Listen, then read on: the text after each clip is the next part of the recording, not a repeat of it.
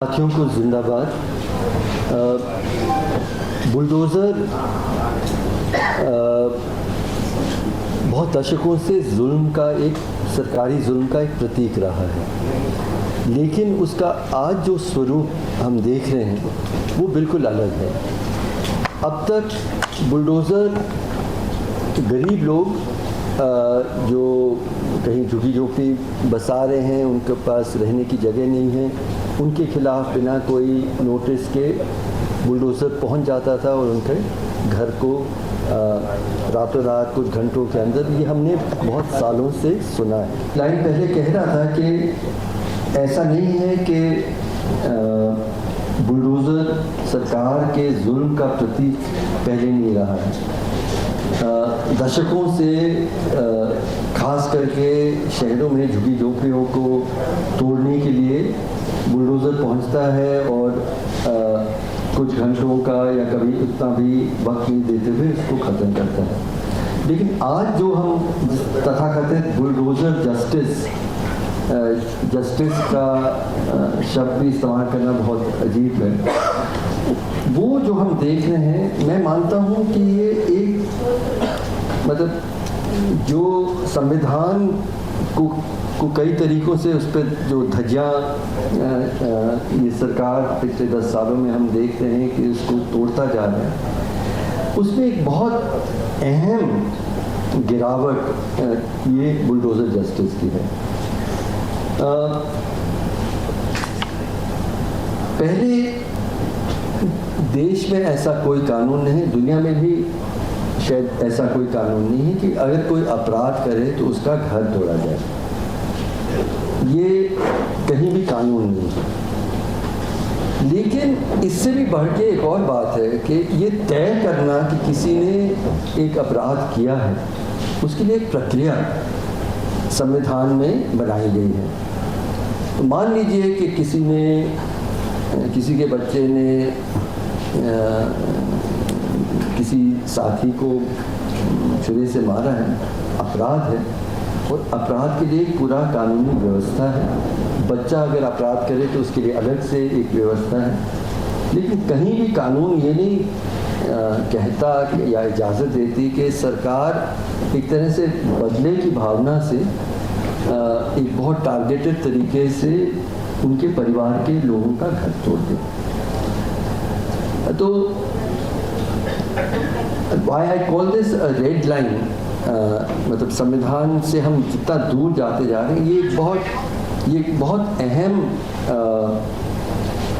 गिरावट है, क्योंकि सरकार एक ही समुदाय के लोगों को मुख्य रूप से इससे टारगेट कर रहा है और उनके घरों को कुछ घंटों के या उतना भी नोटिस दिए बिना उसको तोड़ रहे हैं। हम लोग पिछले 1-2-3 सालों में ये जो दूसरा दौर मोदी सरकार का रहा है, तब से ये एक नई प्रक्रिया हम देखते हैं। मैं मानता हूँ कि मोदी सरकार का जो पहला दौर है उसमें हम लिंचिंग के लिए उसको याद करेंगे, जहाँ पे भीड़ इकट्ठा होके किसी को पीट के मारने का, वो एक तरह का उसका एक सिंबल देख रहे हैं। लेकिन दूसरे दौर में अब हमें लिंच मॉब की ज़रूरत नहीं, भीड़ की ज़रूरत नहीं, सरकार ही सीधे एक तरह से एक समुदाय के खिलाफ सीधे तरीके से कानून को बिल्कुल अलग रखते हुए वहाँ पहुँच रहे हैं। इजराइल में हम कुछ सुनते हैं कि जो ऑक्यूपाइड एरियाज़ में कुछ हद तक इस तरह का काम हो रहा है, कहीं और हमने नहीं सुना इसके बारे में। तो बस यही कहना चाहता हूँ मैं, ये दो घटनाएं तो आपने देखी। मैं मध्य प्रदेश में IAS में था।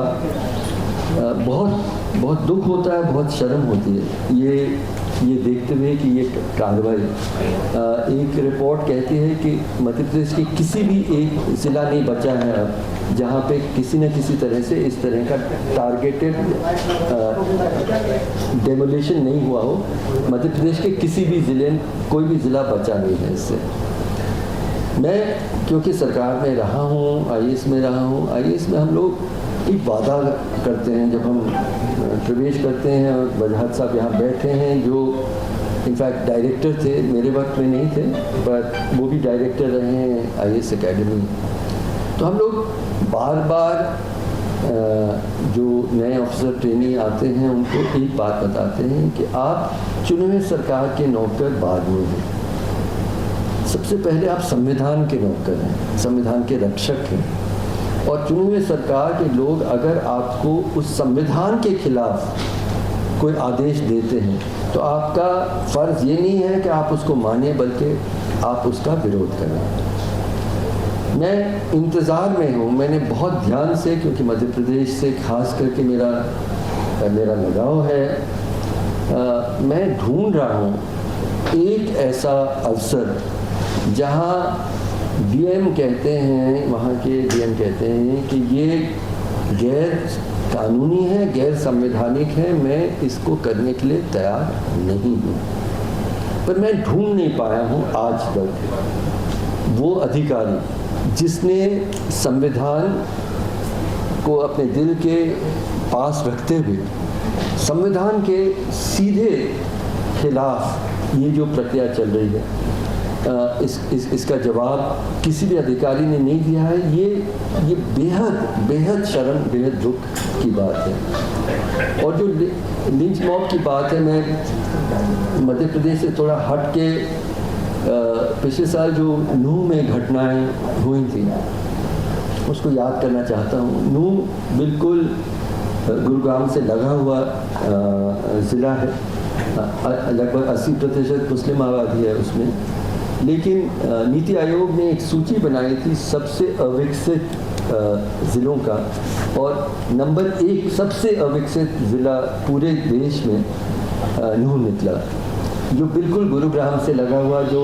जहाँ पे सारे फॉर्चून 500 कंपनीज वगैरह सब वहाँ पे आलीशान, उसके साये में, उसके एक अंधेरे में नूह पड़ा है। बहुत मुश्किल से वहाँ के लोग कुछ आगे बढ़ पाए, लेकिन वो 4 दिन जहाँ वहाँ बुलडोज़र चले,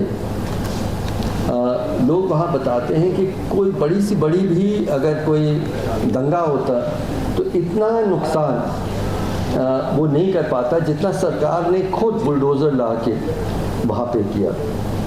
उसकी गंभीरता को हमें समझना बहुत ज़रूरी है।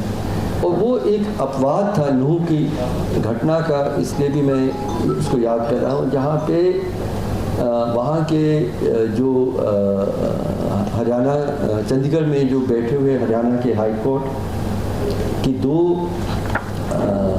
जजेस ने सो मोटो उस पर ध्यान रखा और कहा कि ये एक बिल्कुल गैरकानूनी, असंवैधानिक प्रक्रिया है और सरकार को इसको करना, it's a form of ethnic cleansing, ऐसा कहा गया।